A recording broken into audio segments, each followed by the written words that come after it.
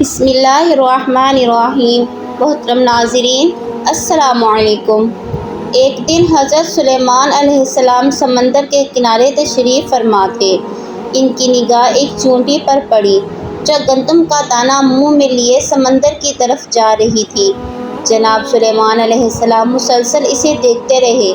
وہ چیونٹی چلتے چلتے سمندر کے کنارے پہنچی۔ اسی لمحے ایک مینڈک نے پانی سے اپنا سر باہر نکالا۔ اس نے منہ کھولا، چیونٹی اس کے منہ میں داخل ہو گئی اور مینڈک تیرتا ہوا پانی کے اندر چلا گیا۔ حضرت سلیمان علیہ السلام کافی دیر تک حیرت میں ڈوب کر اس بارے میں سوچتے رہے۔ اچانک وہی مینڈک دوبارہ پانی سے باہر آیا۔ اس نے منہ کھولا اور چیونٹی اس کے منہ سے باہر نکل آئی، لیکن گندم کا دانہ اس کے منہ میں نہ تھا۔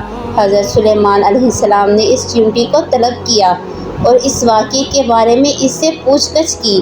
چیونٹی نے کہا، اے پیغمبر خدا، اس سمندر کی گہرائی میں ایک پتھر ہے جو اندر سے خالی ہے۔ اس میں ایک کیڑا رہتا ہے۔ اللہ تعالیٰ نے اس کیڑے کو اسی مقام پر خلق کیا ہے۔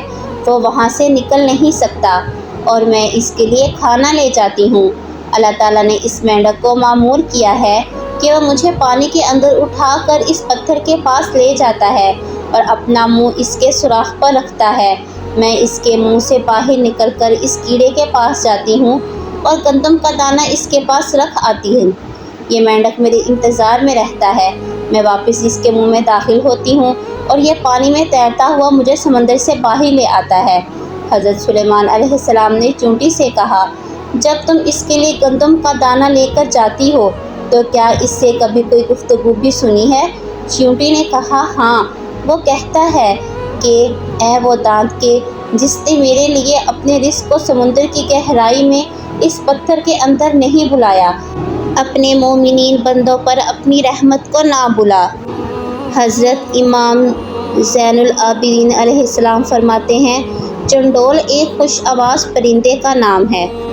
چنڈول کے سر پر تاج ہونے کی وجہ یہ ہے کہ حضرت سلیمان علیہ السلام نے اس کے سر پر دستِ شفقت پھیرا تو اس طرح کا تاج اس کے سر پر بن گیا۔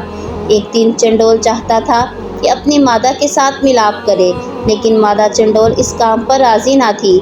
نر چنڈول نے اس سے کہا، مجھے اس کام سے مت روکو، میں چاہتا ہوں کہ تم سے میرا ایک بچہ ہو جو ذکر خدا کرے۔ مادہ چنڈول نے جب یہ بات سنی تو اپنے شوہر کا مطالبہ قبول کر لیا۔ پھر جب انڈے رکھنے کا وقت آیا تو وہ انڈے رکھنے کی جگہ کے بارے میں پریشان تھی۔ چنڈول نے کہا، میری رائے یہ ہے کہ سڑک کے قریب انڈے رکھو کہ جو کوئی بھی تجھے دیکھے وہ یہ خیال کرے کہ تم دانہ دن کا اکٹھا کرنے کے لیے وہاں پر آئی ہو۔ دیکھنے والے کو تم سے کوئی غرض نہ ہوگی۔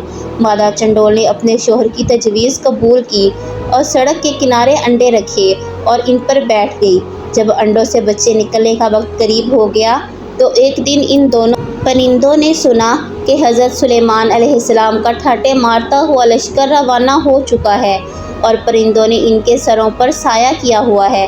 مادہ چنڈول نے اپنے شوہر سے کہا، حضرت سلیمان علیہ السلام اپنے لشکر کے ہمراہ ہماری طرف آ رہے ہیں تاکہ یہاں سے عبور کرے۔ مجھے خطرہ ہے کہ میں اور میرے انڈے اس لشکر کے پاؤں کے نیچے کہیں نابود نہ ہو جائیں۔ نر چنڈول نے کہا، حضرت سلیمان علیہ السلام ایک مہربان اور شفیق انسان ہیں، لہٰذا پریشان ہونے کی کوئی ضرورت نہیں ہے۔ کیا تم نے بچوں کے کھانے کے لیے کچھ اکٹھا کیا ہے؟ مادہ چنڈول نے کہا، ہاں، میرے پاس ایک ٹڈی ہے جو میں نے بچوں کے لیے رکھی ہوئی ہے۔ کیا تمہارے پاس بھی کوئی چیز ہے؟ چنڈول نے کہا، میرے پاس کھجور کا ایک دانہ ہے جو میں نے بچوں کے لیے رکھا ہوا ہے۔ مادہ چنڈول نے کہا، تم کھجور اور میں ٹڈی اٹھا لیتے ہیں۔ جب حضرت سلیمان علیہ السلام یہاں سے گزریں گے تو ان کی خدمت میں ہدیہ پیش کریں گے، کیونکہ حضرت سلیمان علیہ السلام ہدیے کو بہت پسند کرتے ہیں۔ نر چنڈول نے کھجور اپنی چونچ میں لی اور مادہ چنڈول نے ٹڈی اپنے دونوں پاؤں سے اٹھائی اور دونوں حضرت سلیمان علیہ السلام کی خدمت میں حاضر ہوئے۔ حضرت سلیمان علیہ السلام تخت پر تشریف فرما تھے۔ ان کا استقبال کیا۔ چنڈول ان کی دائیں طرف اور مادہ چنڈول بائیں طرف بیٹھ گئی۔ حضرت سلیمان علیہ السلام نے ان دونوں پرندوں سے احوال پرسی کی۔ انہوں نے بھی اپنی زندگی کا واقعہ جناب کی خدمت میں بیان کیا۔ حضرت سلیمان علیہ السلام نے ان کا ہدیہ قبول کر لیا اور لشکر کو وہاں سے ایک طرف موڑ دیا تاکہ ان کے انڈے پاؤں تلے نہ روند ڈالیں، اور ان کے سر پر دستے شفقت پھیرا اور ان کے لیے دعا کی۔ حضرت سلیمان علیہ السلام کی دعا اور ان کے ہاتھ کے مس کرنے کی وجہ سے ان پرندوں کے سر پر ایک خوبصورت تاج نکل آیا۔ ایک دن حضرت سلیمان علیہ السلام نے ایک چڑیا دیکھا جو اپنی بیوی چڑیا سے کہہ رہا تھا، تم کیوں مجھ سے دور دور رہتی ہو؟ اگر میں چاہوں تو قصرِ سلیمان علیہ السلام کا مینار اپنی چونچ سے اٹھا کر سمندر میں پھینک سکتا ہوں۔ ہوا نے اس بات کو حضرت سلیمان علیہ السلام تک پہنچا دیا۔ حضرت سلیمان علیہ السلام اس کی بات سن کر مسکرائے، پھر ان دونوں کو طلب کیا اور چڑے سے فرمایا، تم کیسے میرے محل کا مینار چونچ میں اٹھا کر سمندر میں پھینک سکتے ہو؟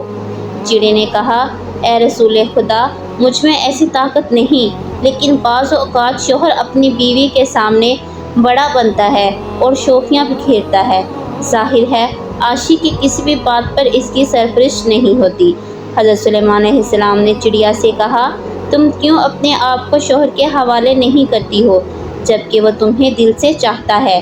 چڑیا نے جواب میں کہا، اے پیغمبر خدا، وہ عاشق نہیں، فقط عشق کا دعویٰ کرتا ہے، کیونکہ میرے علاوہ وہ کسی اور سے بھی عشق کرتا ہے۔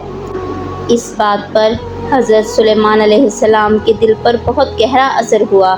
انہوں نے شدید گریہ کیا اور گوشۂ تنہائی میں چلے گئے، حتیٰ کہ 40 دن تک خدا کی بارگاہ میں گریہ کرتے رہے اور خدا کی بارگاہ میں درخواست کی کہ میرے دل میں غیر خدا کا عشق پیدا نہ ہو اور میرے عشق کو غیر خدا کے عشق کے ساتھ مخلوط نہ کرنا۔ اگر آپ کو ہماری ویڈیوز اچھی لگتی ہیں تو پلیز ہماری ویڈیو کو لائک کریں، شیئر کریں اور چینل کو سبسکرائب کریں۔ خدا حافظ۔